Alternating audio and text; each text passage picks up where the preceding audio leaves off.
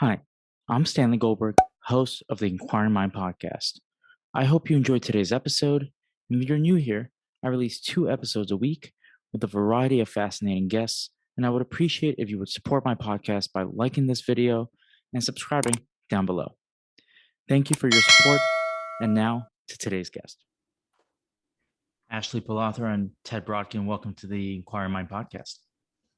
Thank you so much for having us. Thanks for having us. Yeah, it's a pleasure. It's always interesting to do a podcast with 2 people instead of just one.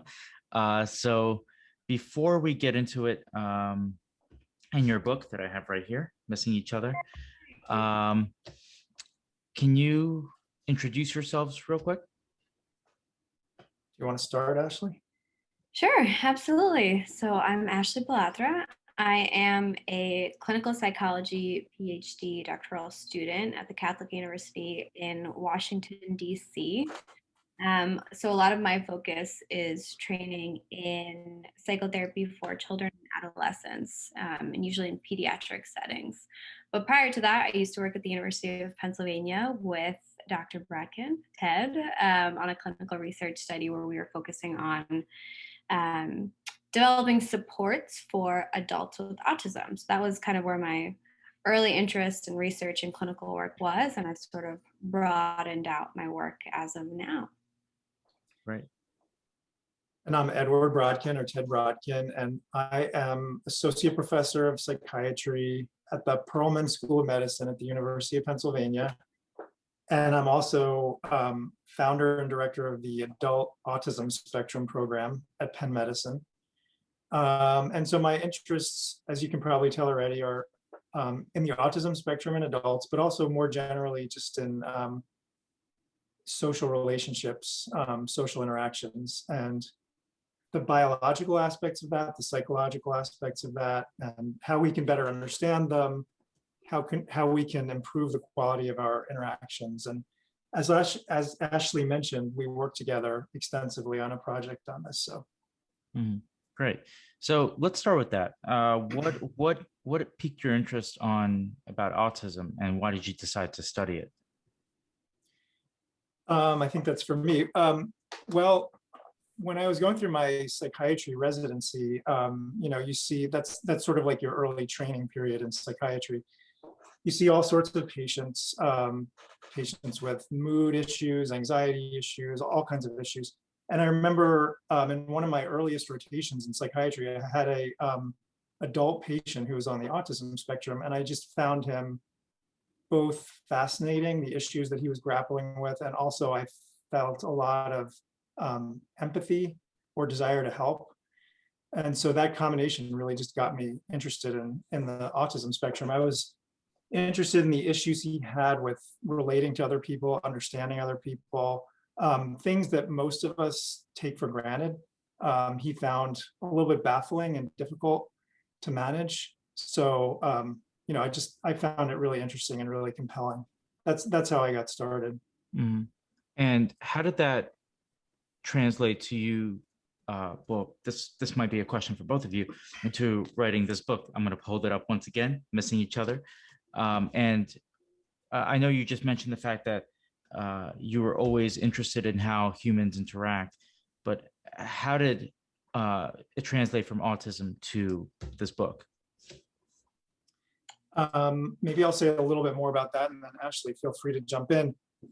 Yeah, so I mean, what led directly to this book, or right before this book, was Ashley and I are working on this project to try to develop supports for adults on the spectrum to help them with social functioning. And we were trying to develop a program that went a step beyond what already existed. And a lot of what already existed had to do with teaching social rules, in this situation, you should do this, in that situation, do that. Or sometimes even scripts, like if you want to ask a friend to go to the movies, say it this way, it's specific scripts. And we realized that these scripts can be really useful as a starting point, but sometimes the specific script is not going to fit the particular situation or the particular relationship. And so what we were trying to teach was, how do you tailor these things to the specifics of what's actually going on? And the more we thought about it, we thought, of this term attunement, like being tuned into the specific thing that's going on between you and this person and the situation. So how do we teach attunement? And then we thought more and more about that. And we thought, it's not just adults on the autism spectrum that sometimes have difficulty with that. All of us might have difficulty, including neurotypical people, including ourselves. So that's really how we started to think about the topic. Mhm. Yeah, absolutely. So we would have conversations in the hallways in between at work, just talking about how a lot of the exercises that we were using as part of the program and supports for the adults with autism were things that we were practicing ourselves at home to help strengthen our own connections to our families, our friends, to reduce our own anxiety in different types of social situations. So from there, we sort of realized, what, this is really something that I think would be relevant to the broader population, especially since, us being in this mental health field, we're well aware of the idea that there's rising rates of loneliness and the rates of anxiety and depression and just the challenges that people are having with connecting with others. It's just so widespread, and also sort of the basis of a lot of the challenges that we see through depression or anxiety or related conditions. So it really felt like something that was timely. And then by the time we finished it and the book came out, it was even more timely amid the pandemic. Right.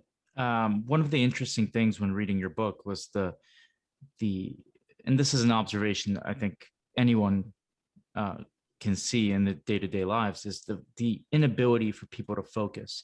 I recently I'm reading a book by Nicholas Carr called The Shallows, and it's how the internet affected the way we think. And for a long time, we believed the fact that it was we were using the internet, but in some ways, the internet was actually using us, and it became almost our master. And it's interesting because it rewired our brains in some ways. Um, why do you think we've lost the ability to focus and to quote Cal Newport's books, to do deep work in our day-to-day lives? That's a big question. I would say, I'll start. I think part of it is sort of what you're saying. The environmental factors have impacted our expectations for the way information is presented and the way that we're digesting information, right? So if you're using your phone upwards of, I can't remember the stats, but like upwards of dozens of times a day, you're picking it up, right? You're scrolling through. The information that you're seeing is in these small, discrete stories or posts. That's how we're starting to get used to sustaining our attention, which is not helpful for when we're trying to really dive deeper into either subjects or into learning things or into conversation. So we just see this ripple effect. I've noticed it among friends and family. I'm sure you guys have, where even no matter the generation, as soon as we have these levels of technology embedded into our lives, that ripple effect of how it impacts our ability to focus in other areas is very clear, and makes it difficult once you lose that sort of endurance in a way. So I think a lot of the work that we talk about too is how some of the things that we can practice to strengthen our skills and strengthen our endurance for some of that deeper focused work, like you're mentioning. It's possible, it's doable. Yeah, and the things coming at us on the internet are coming so fast, and they're so enticing. They're kind of rewarding. They give us a little dopamine hit or something, and they can become addictive. They can draw our attention away from each other and live interactions. And there's just so much nonstop stimulation and so much choice and so on the internet that, then sitting down with someone and having a conversation like we are for, an hour or something is just, just feels almost unusual, sadly. So I think this is what happens. People get used to that kind of speed and that nonstop stimulation and nonstop choice. And you're right, Stanley. I think that the internet or the people who are feeding us content on the internet, whether it's YouTube or Google or Facebook or whatever, Instagram, they know what we like based on what we've chosen before, and they give us more and more of that, or they give us even more, enticing, more extreme versions of that to keep us hooked in. So I'm Yeah. laughing because having a conversation, the person you're talking to is not gonna, make it as relevant as sort of your news feed might. So which adds that difficulty of staying focused and engaged. I personally, I noticed that when I'm doing the podcast, I'm what I like the most about it is that I'm very zoned into whatever I'm doing at the moment. Like I'm tuned into the conversation, I'm tuned in, and then it's a satisfying feeling when it's done, however it goes, whatever direction it goes in. You have this feeling of satisfaction at the end because you're like, I concentrated for a certain amount of time and I did something that I find valuable, and I hope others will find valuable as well. So, in your book, you outline ways that people can uh, improve in their day-to-day interactions. So, how can we become? This is obviously both of you. How can we become more present in our day-to-day lives when having conversations with people? Well, I'll just start by sort of maybe defining attunement for your listeners as well. This idea that we talk about throughout the book, is kind of our guiding framework. Attunement is what we would consider this ability for you to be aware of your own state of mind and body and well-being, as well as the other person that you're trying to connect to. So it's this constant moving dynamic between awareness of yourself and how you're feeling and thinking, and the other person. So it's really about kind of making contact with someone and continuing to stay in sync, like you mentioned, like throughout a podcast, staying in the flow of a situation, moving with each other wherever you might go. And I love how you just said it. It feels really satisfying when you're able to do that. And there's a sort of beauty to it. We use a lot of different examples about how it's not just conversation. You can achieve a level of attunement between two dancers, or between teammates on the basketball court, or musicians in a symphony orchestra, any sort of time where you're really moving with one another and connecting. So that's sort of our framework for it. And then we break it down into these different pillars that then I think make it a little bit more concrete and tangible for people to think about how to strengthen those skills. So I don't know, Ted, if you want to give some of those examples. Yeah, no, that was great. And I also love what you said, Stanley, about like the experience of doing these podcasts, because as you were saying that, I was thinking, he gets it. Like, that's it. Like you're tuning in, you're setting aside this time to really tune in to another person and yourself and just focus on that conversation. And I mean, I think that in and of itself is a great example of what we're trying to talk about in the book. And we can get into each of the components if you want, Stanley, but I think that the overall approach we took, so Ashley laid out really well for you what we mean by attunement. And then, we thought to ourselves, well, my gosh, I mean, this is a complex skill, right? I mean, how do you learn to do all this? Like, tune into yourself and what you're feeling and the other person and the interaction between you over the course of some interaction that's like changing all the time. It's not easy to do. So how can we help people do this? So we thought of like sort of breaking it down into skills, like almost like a basketball coach would say, all right, if we send you into the Knicks game tonight, like that's going to be a lot to take on, but we can break this down into pieces. We can teach you to dribble. We can do dribbling drills. We can do passing drills. We can do shooting drills. We can run plays, and bit by bit, we can put this together, get you used to these component skills, and then ultimately you put it all together. So that was kind of the approach we took in the book to attunement, is that we broke it down into skills. The main ones being number one, relaxed awareness, which we consider the foundation. Number two, listening. Number three, understanding. And number four, mutual responsiveness. And we can say a little bit about each of those if you'd like. each of them in and of themselves is sort of a complex skill, but that's sort of a framework that we propose, that if you can understand those four components to some extent, and you can develop each of those components and ultimately put them together, that we think that will improve the quality of your interactions. Yeah, what I found interesting, again, when breaking down the four components in your book, uh, we could take it one by one, but the interesting one that I've never heard of that was relaxed awareness, right? Mm-hmm. And can you both elaborate on what relaxed awareness is and why it's important? Yeah, I like that you picked that one because that's the foundational one. That's the one that I feel like we come back to no matter which level we're talking about.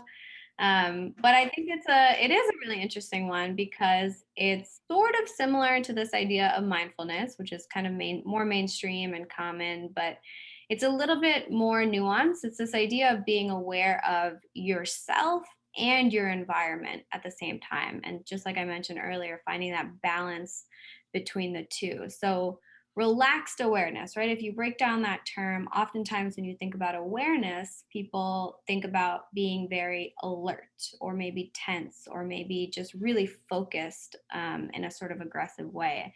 And then when you think of relaxed, you think of the complete opposite, like maybe even sort of sleepy or just chill or just not thinking about anything or focusing about anything or focusing on anything. But we're sort of saying relaxed awareness is this ideal balance between the two, where you're able to stay calm and relaxed and focused at the same time. And the focus comes from being able to release tension. And so that sort of takes practice and I think is kind of difficult, more difficult than people might imagine. But one of the ways that we start off by practicing that is focusing on the physical. So staying really focused on your, just like the tension within your body before we even get to any sort of tension mentally or psychologically. So a lot of the exercises we start with, involve stretching and then sort of go on to this sort of meditation breathing exercise where you are simply focusing on your breath, relaxing and releasing the tension within your body. And instead of going into this sort of meditative state, or a lot of times, mindfulness has been co-opted into thinking that you need to not focus on anything, just empty your mind. We're saying the opposite. We want you to just allow whatever thoughts come in and out, just notice them. And return your attention back to your breath. And at the same time, you're paying attention to the sounds around you, maybe the sound of your breath, the sounds out the window.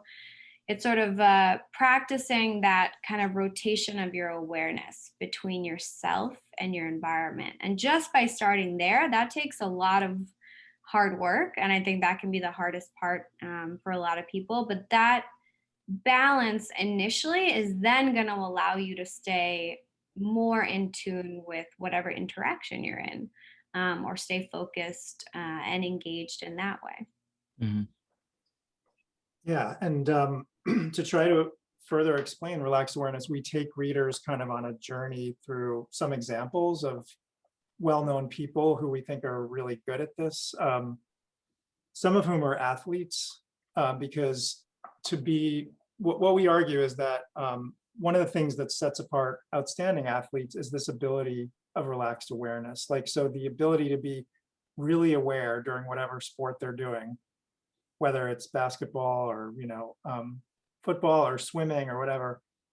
So to be super, super aware, but yet relaxed enough to not get in their own way with tension, both at a physical level and at a mental level. So one example of this we give is like Michael Jordan, who his coach Phil Jackson said is like the most serene person he's ever met. So even so that he loved this feeling of being in the midst of a high stakes basketball game where, there's ear splitting noise and there's pressure and, things are moving so fast, but in the midst of that, he had sort of like a calmness in the midst of that, and he could sort of flow in his movements, not being tense. Or other examples were like Michael Phelps, the great, Olympian swimmer, or Katie Ledecky, that they could be, trying their hardest, of course, in the middle of the Olympics, yet really, really physically relaxed. And so we give these examples, sort of outstanding examples, to give people a sense of what relaxed awareness is. But then we say, you don't have to be Michael Jordan or Katie Ledecky or Michael Phelps to achieve this. Like any of us, actually, all of us have the potential for this. And we take it all the way back to when we were all infants.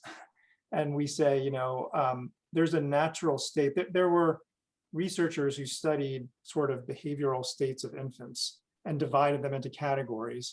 And one of the most interesting ones is what's called the quiet alert state. Like if you've ever spent time around babies or babysat or had your own child or whatever, you've probably witnessed this kind of quiet alert state. So it's a state in which a baby is in a good state, like they've slept enough, they've eaten enough, they're warm, they're comfortable, they're awake. So they're awake and alert, but they're calm. They're not like fussy, So their needs are well taken care of, well regulated, and they're alert. And it's in that quiet alert state that the infant does most of its interaction, his or her interaction with others.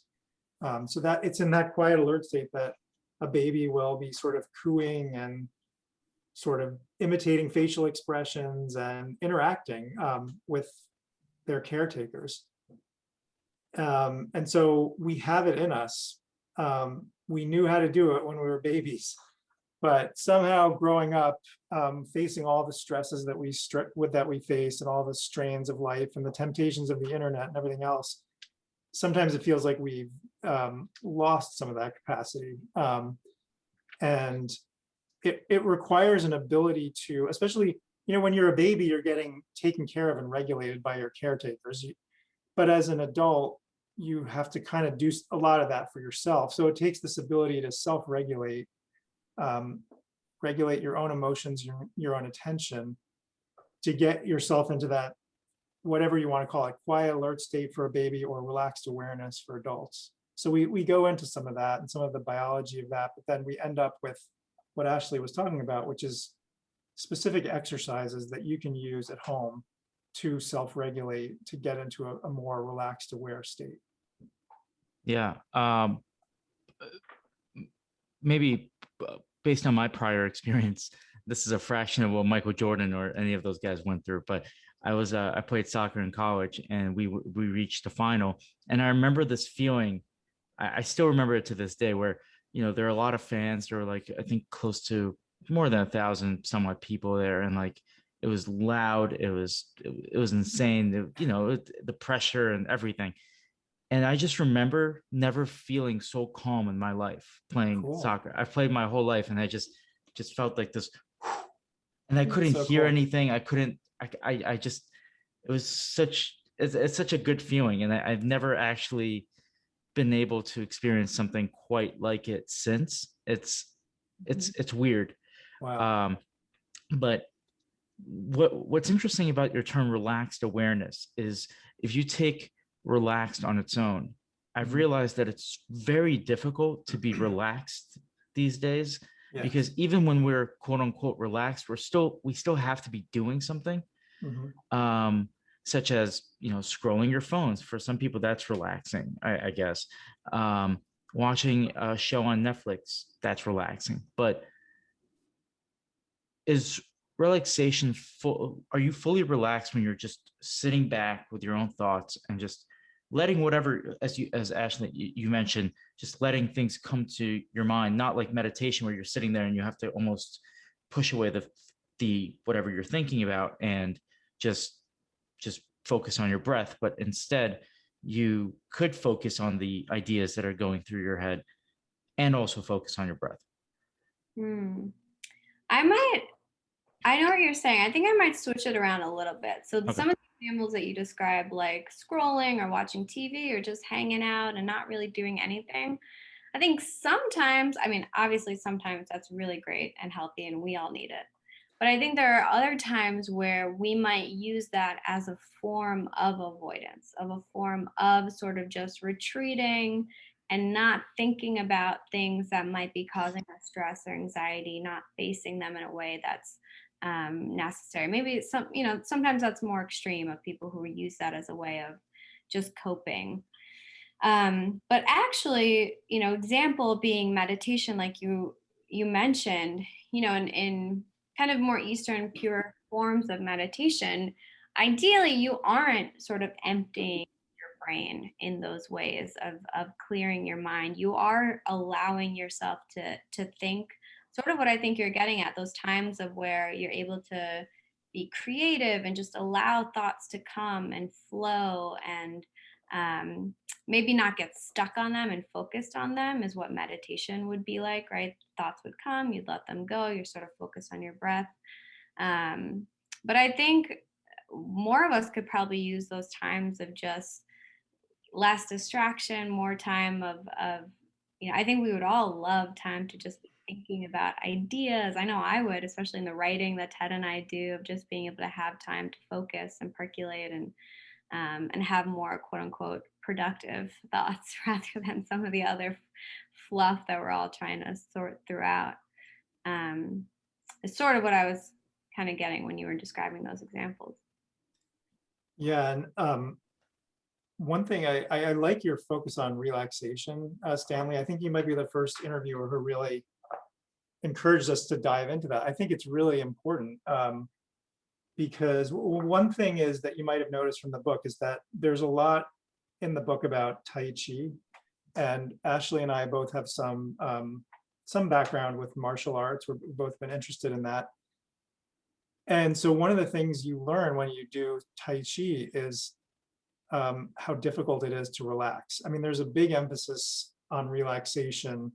They call it, I think there's a Chinese term, it's something like fang song or something. It's like basically releasing muscular tension, releasing tension in general. And what you start to realize when you take Tai Chi classes is that, the teacher says to you, okay, well, relax, or like stand there in a relaxed way. And even though you're quote unquote trying to relax, you're doing your best to relax, really your shoulders are still full of tension, and your I don't know, like your posture is crooked because your postural muscles are all tense from sitting at the computer all day and that kind of stuff. And then your mind is full of like tense thoughts and worries, and how am I going to get this done and stuff. So the the kind of encouragement to just relax is actually a lot more challenging than it seems. And sometimes you need some guidance and some exercises to even just help you to relax. I mean, sometimes a teacher can help you with that, or you can do exercises on your own, but it's harder than it seems.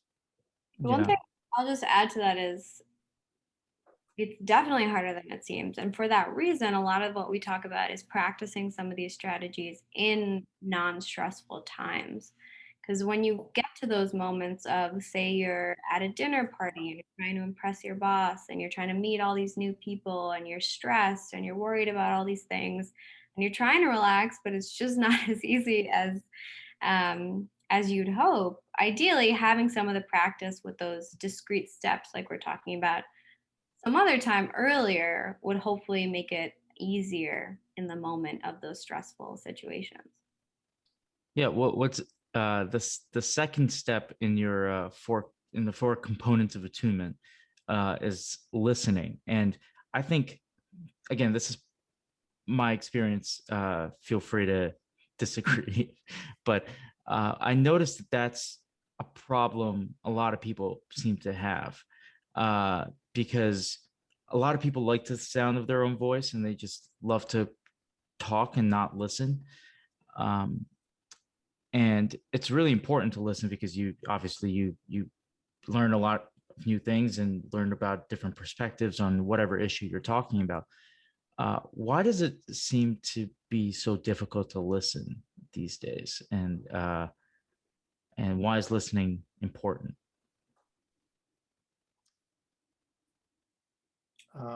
Ashley, do you want to start, or do you want me to start? I mean, I love this topic, so we could talk about it all day. I know it's about listening. But I guess I'll jump in and say, why is it so hard? I don't know. Part of it, I think we all have less time, and a lot of times we'll go into conversations having an agenda and feeling like there are X, Y, Z things that I want to say or communicate. And sometimes the stress and anxiety of life gets us a little too focused on getting our piece out, like you mentioned.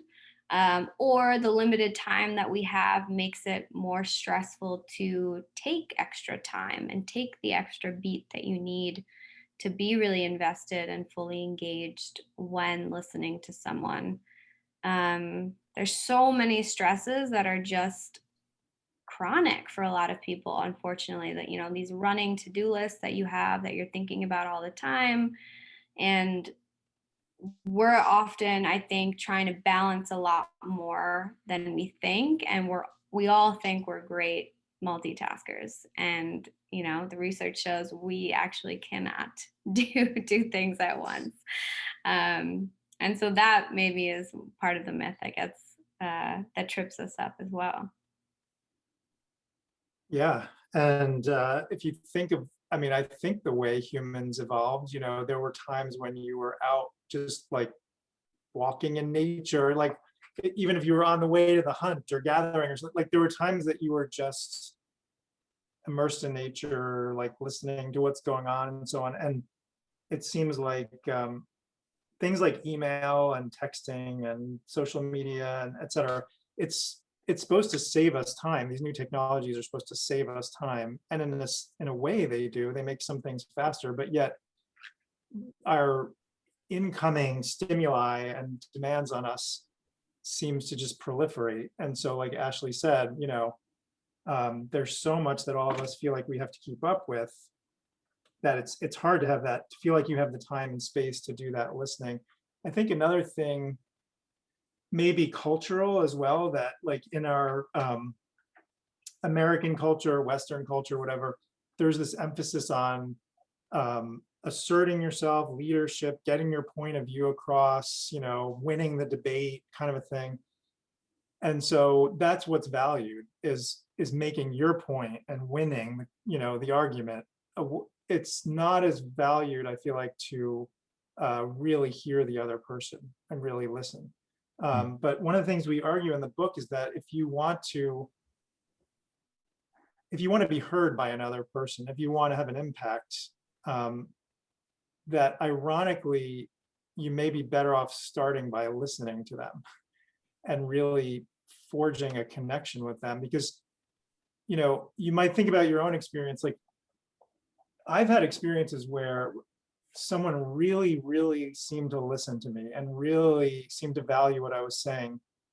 And then when they listened to me that well, it was such a striking experience that you're like, you can't wait to hear what they're going to say next. Like, then anything they say after that, you feel like it's going to be more important to you somehow, because there's some connection there. Yeah. You're not just shouting past each other. Yeah, that's an interesting point. I've noticed that doing the podcast, right? There are times when I feel myself at times, I'll admit it, sometimes, drifting off in the past. And then I also sense that in the person I'm talking to, like sometimes they're drifting off a little bit. Mm-hmm. And that usually signals to me, maybe I should, ask more targeted questions, or, change the way I approach the conversation. And what was interesting in your book, you guys prioritize the important, you say that it's very important to have conversations. And I feel like in a lot of ways, not always, society at large has lost its ability to have quality conversations that take time, and you have to give time for ideas to develop. This is most clear when you watch mainstream news networks, right? You give some of the top experts in the world on any given subject 2 minutes to say something. They're not going to say much of value, because you need to give them some more time to explain themselves, because these are complex ideas you're dealing with. Do you see conversation? Sorry. two-part question. Have we lost our ability to have a conversation? And is it still very valued in the current job market or in society, I guess? I want to be hopeful, but I don't think we've lost it.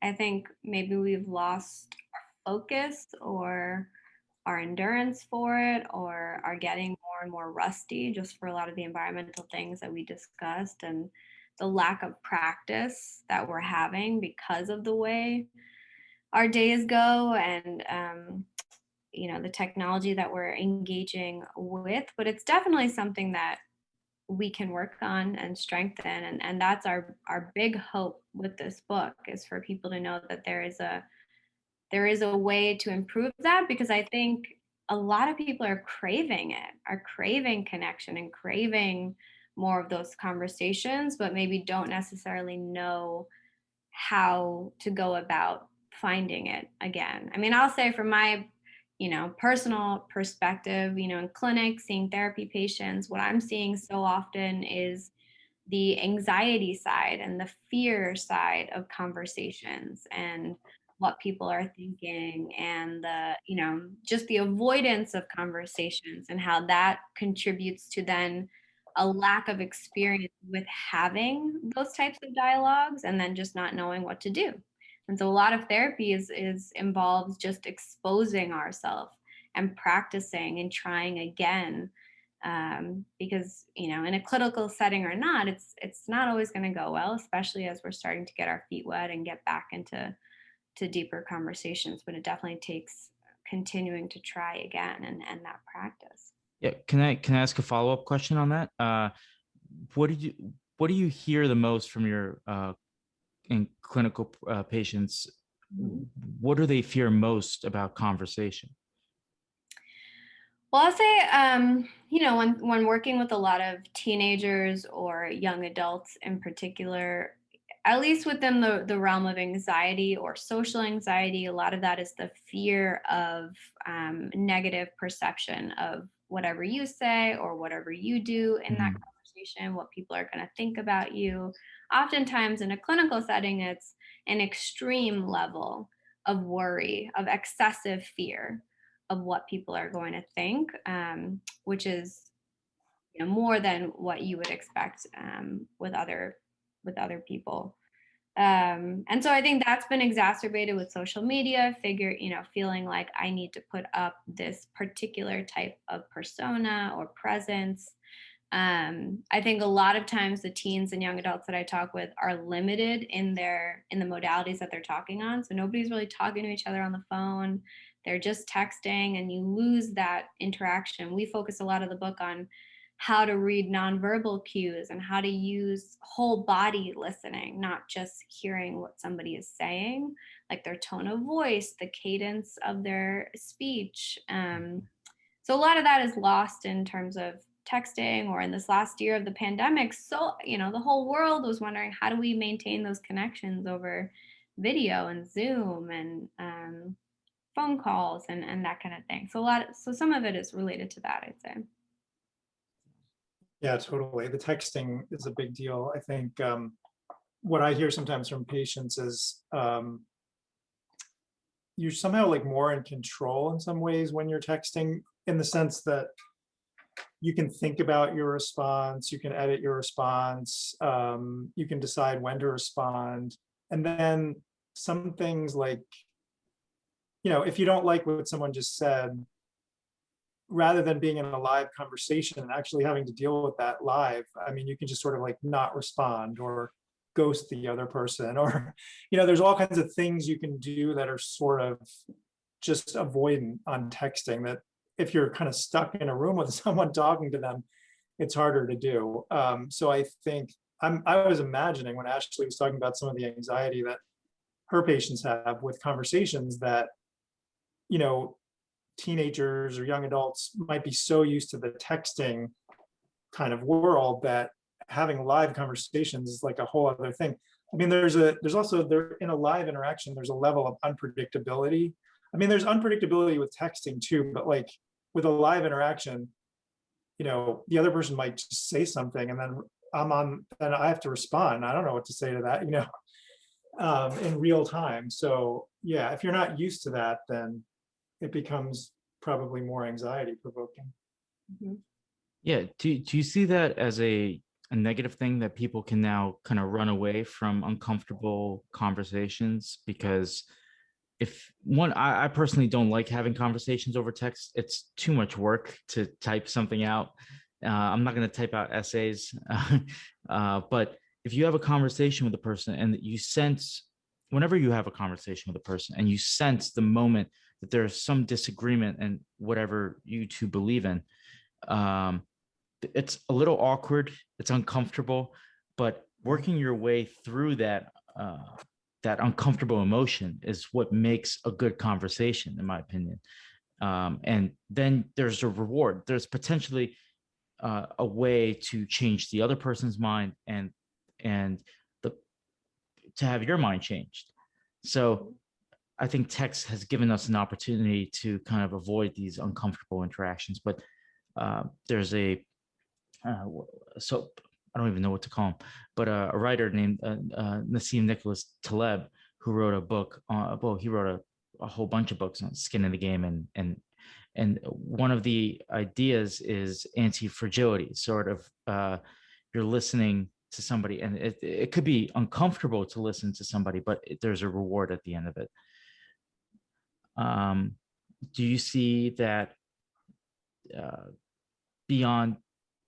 Do you see a way to kind of overcome that with the current trends of texting and Zoom chats and all of that? I think one of the ways to start is just to have more conversations, to have more frequent live interactions as much as possible, as much as can be safe, especially in this time of COVID. But because I think part of, as you guys were describing, it's making me think like the less often that we have those live, dynamic interactions, the more higher stakes it is for the ones that you do have. So if they don't go well, or if mistakes happen, or if you feel really uncomfortable or awkward, it's probably going to make you want to retreat or avoid it in the future.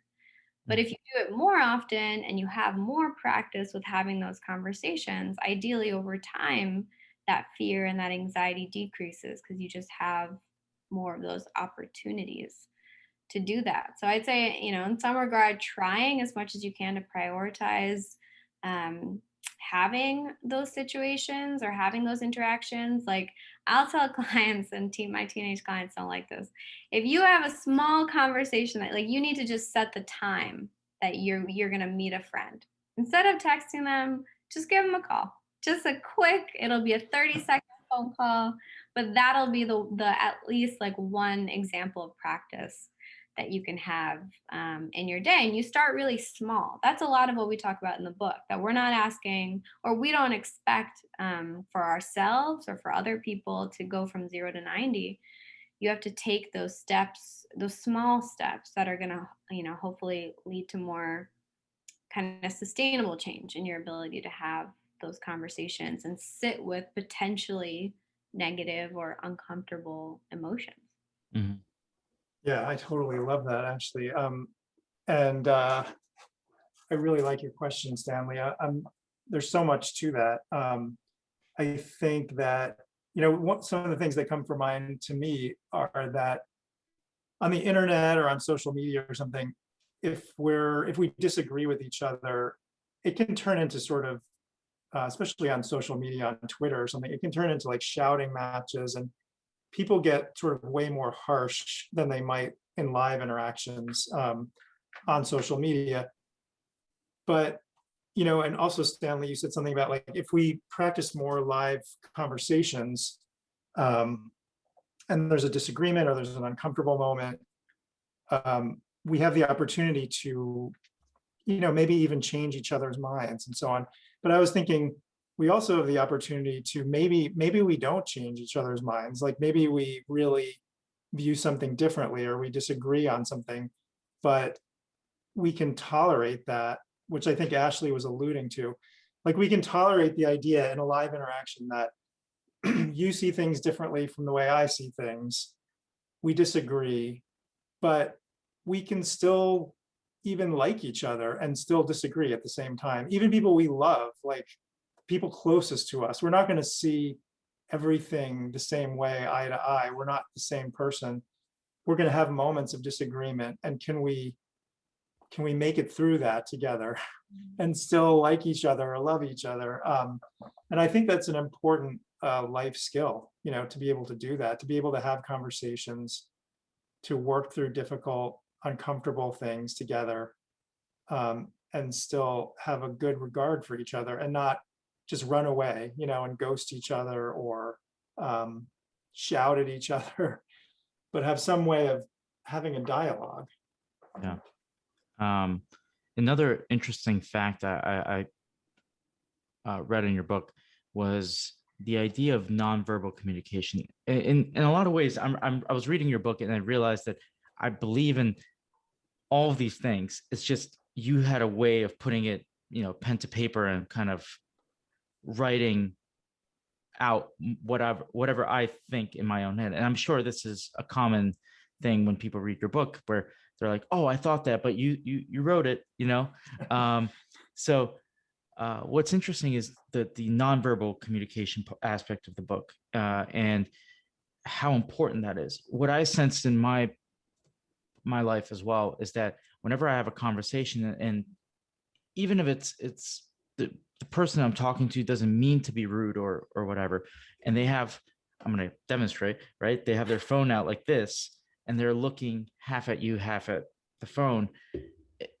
I lose interest in the conversation very quickly because it just seems like, it's a signal to just say, I'm not interested in having this conversation.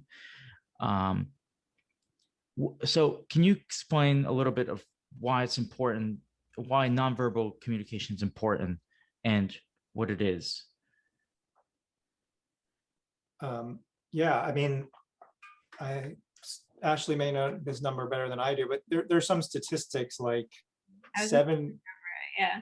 What? Trying to remember the number. Yeah, like 70 or 80% of what we communicate to each other, or maybe even more, is non-verbally.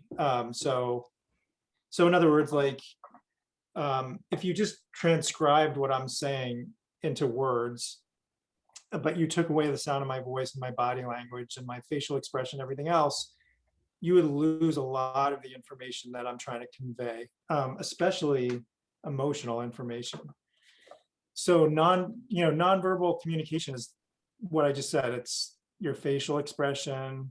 What kind of emotional expression does the person have on their face? Or it could be fairly neutral, but it could be sad. It could be, upset. It could be all kinds of things. So what is their face expressing? What is their body language expressing?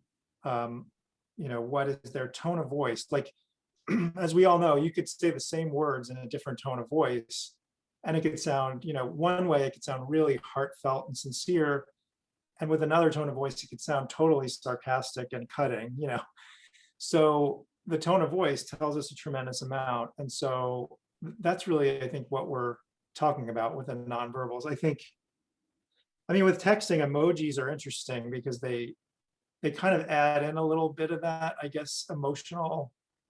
You can write a text, and if you add a, I don't know, smiley face emoji versus some other kind of emoji, it can give it a different meaning. But I think there's just a lot more richness with live nonverbal communication, because when you're face to face with someone having a conversation, it's not even just going one way. There's like a reciprocity. It's going back and forth between the two people. You're sort of feeding off of each other.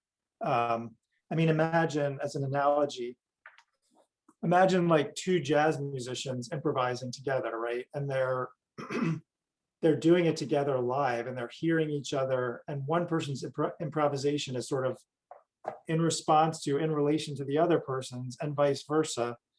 Versus if, they were in different cities and one just went and then like texted to the other one, and the other one had to like come up with a response. It's not the same thing. There's not that kind of feedback, live reciprocity going moment to moment. So I think that's the kind of thing we're talking about.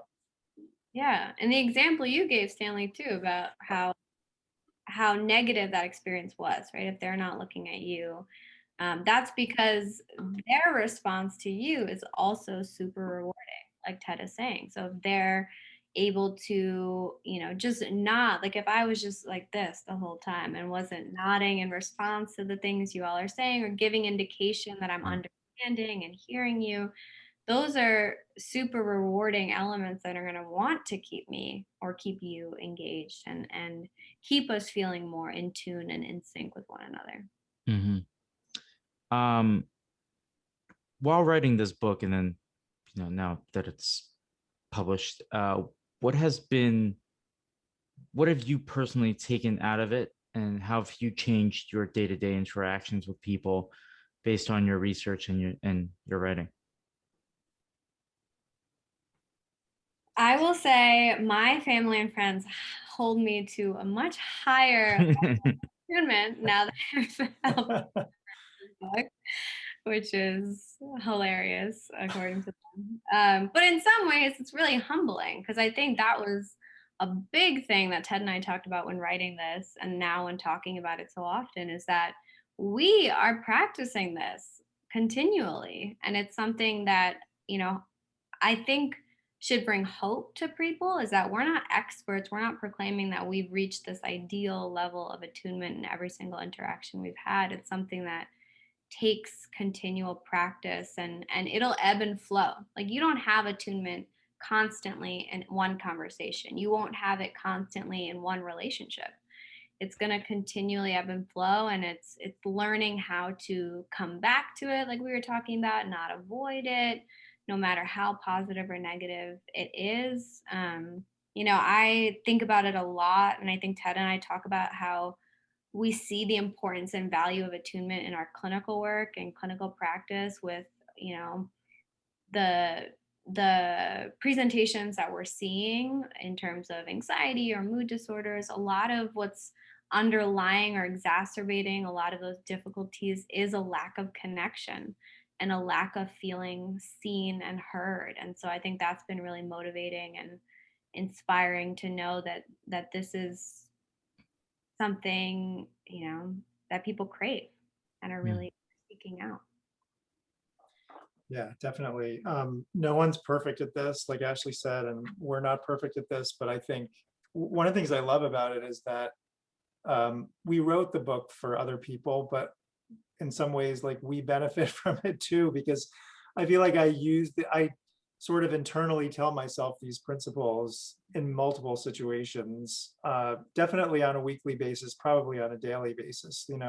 Like towards the end of the book, actually, we wrote, sometimes now when we go into like a stressful meeting or something like that, I'll just think to myself, okay, relax awareness, like take a breath, breathe, and just start by listening to the other person. And so rather than worrying like, I got to get this done, they got to hear this point, it's just like, take a breath, listen, form a connection. And that's going to be your best way to relate to this other person and to navigate whatever I have to navigate in this meeting. So I think it's really practical, and it's nice to be sort of quote unquote prescribing to other people things that we would also want to take for ourselves. We want to take our own medicine, so to speak. So Wonderful. So the last few questions I ask of all my guests, answer them in whatever order you guys want or however you want. The first is, what gives you hope for the future? It could be general, it could be specific, up to you. And the second one is a tough one that I should probably start telling people in advance so they could prepare. But what are 5 books that you would recommend to anybody on any topic, fiction or nonfiction? Okay. Should we start with our hope? That's actually funny the way that you phrased it, because we ended our book like that too. Our hope for readers, our hope for what this can be for them. I'll say my hope, is that people will start to realize that they have this capacity within them. Ted has said this a lot, where we started our lives with practicing a lot of these fundamental elements of attunement. And it's something that It becomes more difficult as we become stressed out, complex adults, but it's definitely a skill set that you can strengthen like a muscle. And I think the more people do, the more they'll see how fruitful it can be in terms of their relationships. And at the end of the day, that is what I think is the most important thing that we have, and the biggest commodity that we hold. And so I'm hopeful that people will be able to strengthen those connections. I mean, I couldn't have said that better myself. So I don't have much to add to that. I think that's my hope too. I think that we talked a lot today, and we've talked in other forums about the problems and the things that get in the way of connection and problems of modern life and stuff. But I think, yeah, like Ashley said, I think our fundamental capacity to connect to other people, to empathize, to, be kind, to work together, to form friendly and loving relationships. I think that makes me hopeful. And I think, despite all the technology, we still have that capacity. We can still do that. We can make that a value and priority in our lives. Great. So for the books, Yeah, well, I mean, we got to be honest. After listening to your other podcasts, we heard that this was a thing. So great. Well, I should. So we want just to start, Ashley? Yeah. I thought of a couple. I think Ted did too. Some recommendations would be, number one is A Fierce Heart by Spring Washam. It's a really beautiful book. It's a little bit more of a deeper dive than what we talk about in our book, but related to spirituality and mindfulness, and the way that you can use meditation to sort of, strengthen your own well-being and your connections as well. And so I think it's a really beautiful perspective from a female of color as well, which is great to hear more writers in that space who talk from that experience. And the other one I can recommend is The Happiness Trap by Russ Harris, which is a kind of a pop psychology book, nonfiction. It's sort of a really accessible guide to a lot of strategies that are taken from this therapy intervention called ACT, Acceptance and Commitment Therapy. But a lot of the strategies are related to how to bring self-compassion to yourself, as well as strategies for managing anxiety in day to day. And I think it's resonated with a lot of people for, just in terms of, even if it's not clinical levels of anxiety, just the levels of stress that people have been having have been on the rise. And I think it could be pretty useful in that regard. You only want to take two, Ashley? I guess I could do three if you'd. I don't know, a fun fiction one, A Cutting Stone, Abraham Varghese, beautiful novel by this Indian origin author. Just a beautiful story about these these brothers who traveled across the world, and their life story and how it intertwined. And that's just a personal favorite. So that's great. I'll have to read that too. Yeah. And I was going to add two novels that really struck me when I was really, a teenager. And the reason, I guess it sort of fits with the Tumen, because both of these authors in very, very different ways are really good at helping you feel like connection to their characters and understand their characters. So the first one is Crime and Punishment by Dostoevsky. And I was just really struck in reading that. I mean, it's an intense book centered around a murder, but by the way he gets into his character's head and psychology in such a deep way, I'd never read a writer who could do that quite like that. And then the other one is A Farewell to Arms by Ernest Hemingway. And I think in a totally different way, in a very kind of minimalistic way, he evoked in me, reading that book, just such an identification with the character and what he went through. So those are a couple more recommendations. Wonderful. I wanted to thank you guys for coming onto the podcast and for speaking with me and for taking the time to write this book. missing each other. Highly recommend it. Thank you. Thank you so much. Thank you, Stanley. All right. Thank you.